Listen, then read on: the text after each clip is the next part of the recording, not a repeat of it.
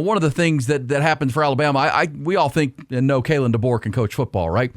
We saw him at Washington. He was great at Indiana as the offensive coordinator before going to Washington. Every level, that guy wins like 8 out of 10, an 80% clip. And he had Washington playing for a national championship not long ago with Michael Penix, beat Texas in the semifinal.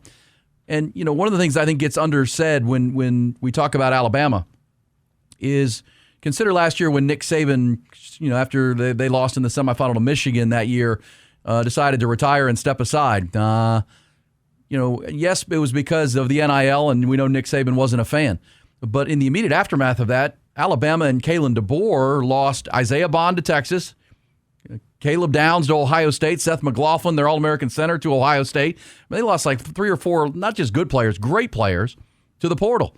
And so that's what Kalen DaBoer walked into, where he really, Jalen Milroe, and he recruited Ryan Williams. He kept that commitment, the freshman.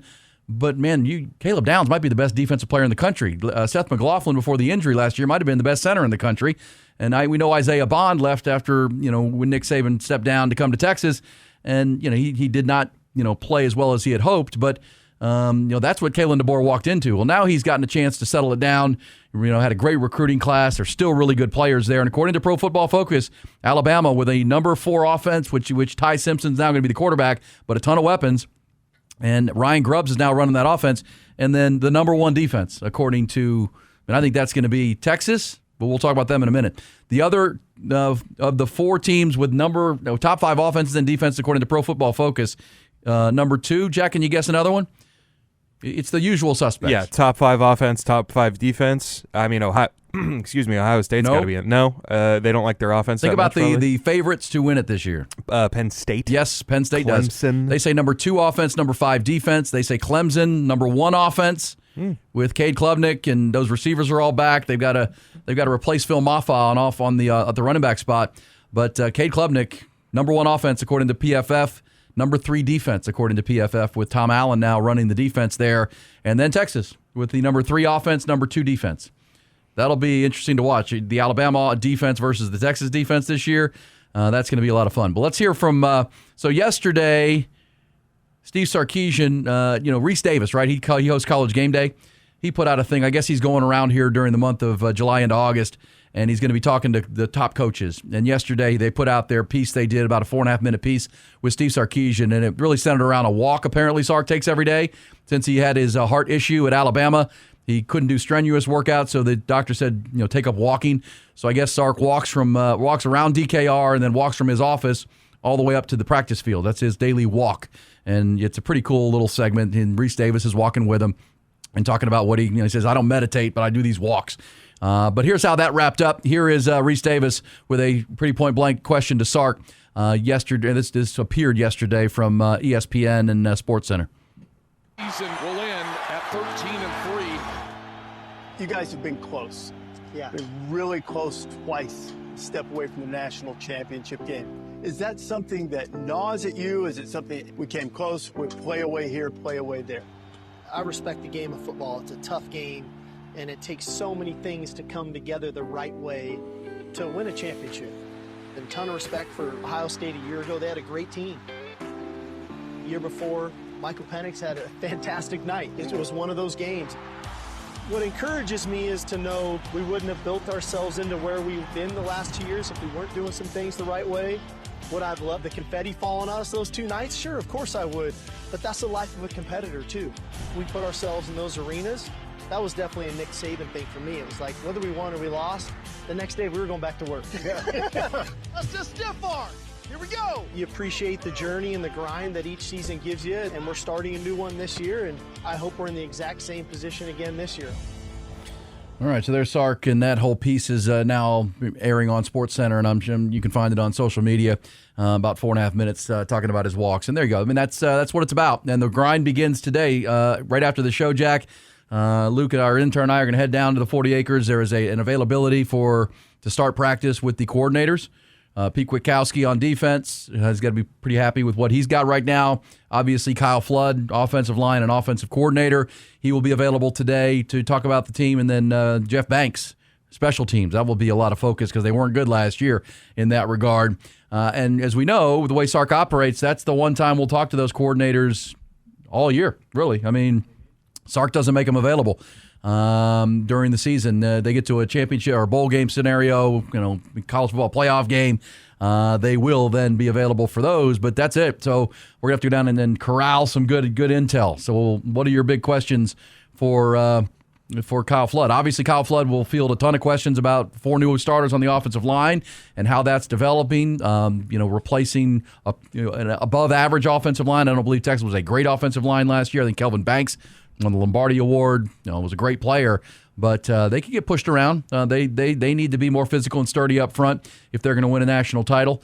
We'll hear, I'm sure, Kyle Flood talk about that. And obviously, Flood will be asked about Arch Manning and the development of the quarterback, how they're going to use the quarterback run game, the injury situation with a guy like C.J. Baxter, the new receivers. So Kyle Flood will have a lot of questions. And Pete Kwiatkowski is going to be like, man, how do you manage all these guys? They've got some war daddies on the defensive side. So would you have a question for any of the 3 coordinators that sticks out? Because we're going to be there today. Yeah, man. I just would love to hear more from Pete Kwiatkowski on all these. I mean, you don't want to tip the hand too much, right? But I'm very intrigued by the idea of moving Trey Moore back to linebacker and moving all these guys around and disguising them. And you never know who's coming. I just want to hear a little more about that. I'm very excited to watch this defense this year up front. Yeah, also the emergence of the 5 portal defensive linemen. Yeah. DT, just like last year. Yeah, I mean, how they're, we heard in this spot yesterday, Mac Brown talking about Travis Shaw, who he coached at North Carolina, who transferred to Texas in the winter window. He's a guy that Mac thinks is going to, become a really good player and anchor at Texas D-line. Murad Watson from Syracuse, Levon Johnson, Cole Brevard, all guys. Plus, you're replacing Jade Barron and Andrew Makuba in your secondary. Those were really, really good players. How are the safeties coming along? So those would be fair questions for Pete Kwiatkowski, Kyle Flood, Jeff Banks, new kicker, new punter, and how the special teams are going to improve this year. But I wanted to play this for you, too, here in Horns at Half Past in our first hour of Game Time, because we talked last week, and I believe James Franklin is the coach, and maybe Steve Sarkisian's in this list, too, the coaches with the most pressure this year to get this done, to win a national championship. Sark could be in that conversation. You just heard, Reece Davis, you've been close. Is it time to kick it in? Penn State was close a year ago. But then there's the player that's going to play with the most pressure. And here's Urban Meyer on his podcast. He does a podcast with Mark Ingram and another guy, and he believes it's Arch Manning. And listen to Urban Meyer, who coached a guy like Tim Tebow when he was at Florida, talking about what Arch Manning will deal with this year. Yeah, let's talk about Texas for a minute. I think in recent history, Arch Manning is going to have the most pressure. And I was trying to go back. I had Chris Leak was enormous pressure because he was the number 1 player in America coming out of high school. You had Tim Tebow. You had Cam Newton. You had these quarterbacks that Scam Newton. I mean, that had so much pressure, and it impacts them. And especially when you start, Mark said a comment, I don't want this to go by easily here. The 11 most difficult schedules in college football next year are all SEC schools. So that's what Arch Manning has to face. Yeah. So I remember a guy sat there right in front of me after we won a bowl game, and he said, how does it feel knowing that anything other than an undefeated season and a national championship is a failure?